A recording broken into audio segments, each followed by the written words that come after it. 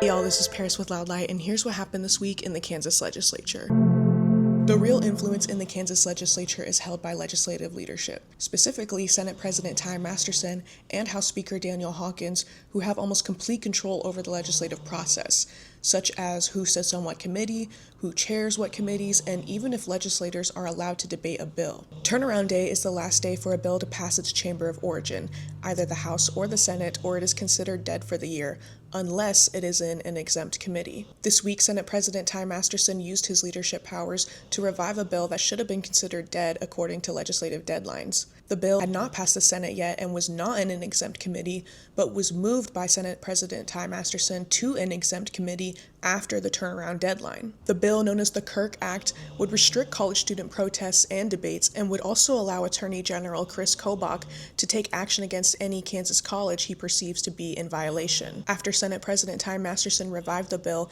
it passed the Senate and now heads to the House.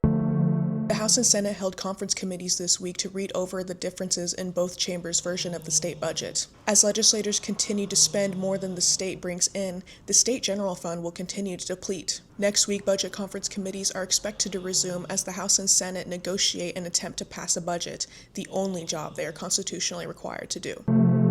This week in the House Elections Committee, Chair Representative Pat Proctor was called out for using his committee leadership position to peddle conspiracies. Representative Proctor has claimed that a Jewish philanthropist and foreign billionaires are funding Kansas media and charitable organizations in an attempt to undermine his plan to chip away at early voting. While Representative Heather Meyer was condemning his claims, Representative Proctor slammed the gavel and stated, "We will have one member speaking at a time, and right now the chair has the mic," leading Representative Meyer to walk out of committee. Similar conflicts repeated with Representative Alexis Simmons and Representative Brooklyn Mosley, who also walked out of committee after Representative Proctor refused to acknowledge the harm of using his conspiracy theories during legislative debate.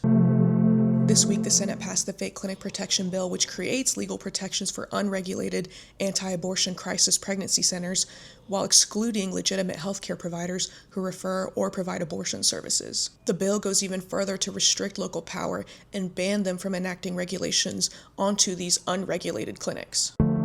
Another attempt to ban abortion through amending the state constitution has been introduced by Senator Mike Thompson. The constitutional amendment amends Section 1, which reads equal and inalienable natural rights, among which are life from conception, liberty, and the pursuit of happiness. The amendment is an attempt to add fetal personhood to our state constitution after the Kansas Supreme Court ruled that women have bodily autonomy and are able to make their own healthcare decisions. The amendment was introduced by Senator Thompson on behalf of Republican consultant Chris Van Meeteren, who's been involved in multiple scandals, including an ethics investigation into a 2020 money laundering conspiracy by top Republican officials and affiliates.